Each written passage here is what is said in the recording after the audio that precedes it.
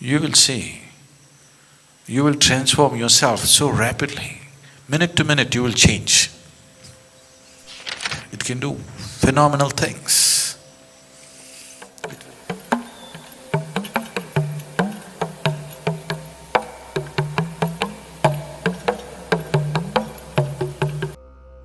There are many aspects to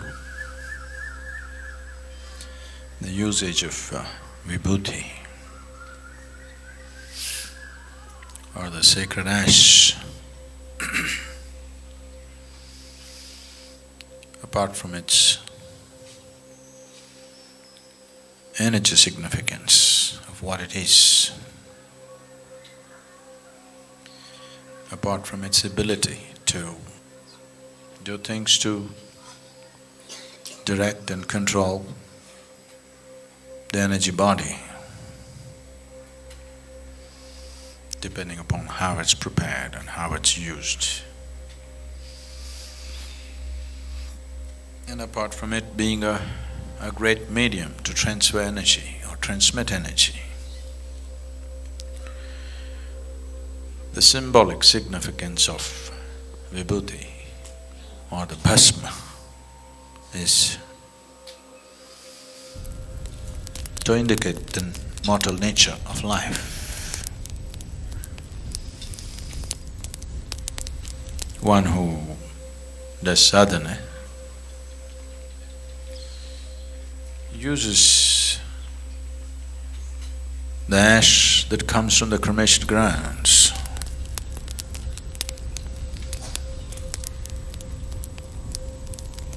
The Adi-yogis' stocks always came from the cremation grounds.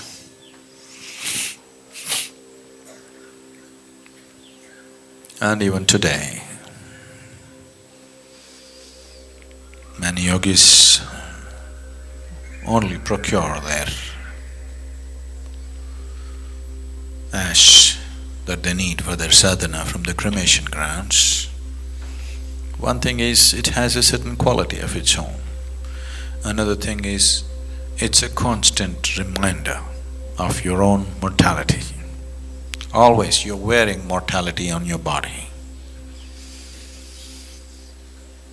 Shiva smeared his body head to toe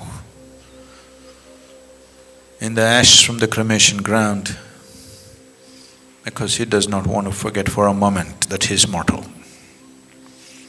For one moment if you forget that you're mortal, ignorance will sprout. If you forget for a long time, it'll bear fruit.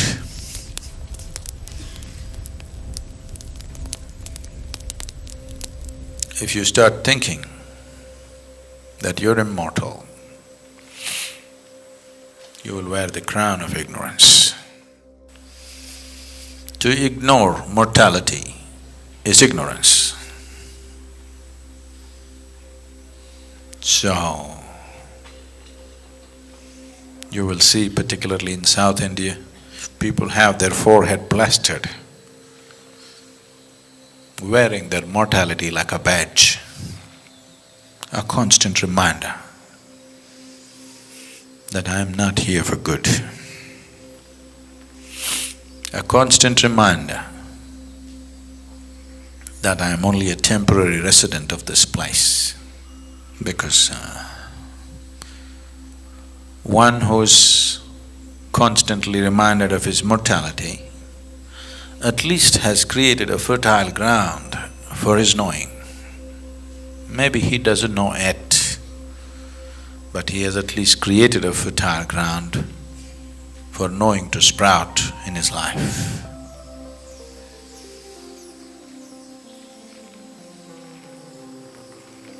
Just putting soil back to soil. Very few people can do it gracefully. Of these billions of people on the planet, of the billions and billions who pass through this planet, very, very few, extremely few, can give back the soil that they picked up from Mother Earth gracefully. Very few. You learn the hard way. So you know, wherever you go, people are talking about you must be. All this telling you is from being an unnecessarily complicated mind, you just have to become a being, which you are. If you become a being, my job, it'll be a pleasure. Not with minds around. If you have great minds around, it's good. Stupidly complicated minds, no good. People who know how to complicate every simple situation, it's a lot of hard work for nothing. Mind is a fantastic gift to humanity. But what a horrible thing people may have made out of it. So, life and death can be handled gracefully if you plaster this with ash to remind this head all the time that I am mortal, I am mortal, I am mortal, I am mortal, you will see mind will uncomplicate itself. The simplest tool. You know, people get transformed if they believe they're going to die tomorrow.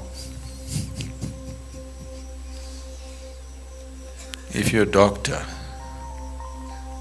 told you you're going to die tomorrow, you can't live more than 24 hours, you will see, you will transform yourself so rapidly. Minute to minute you will change.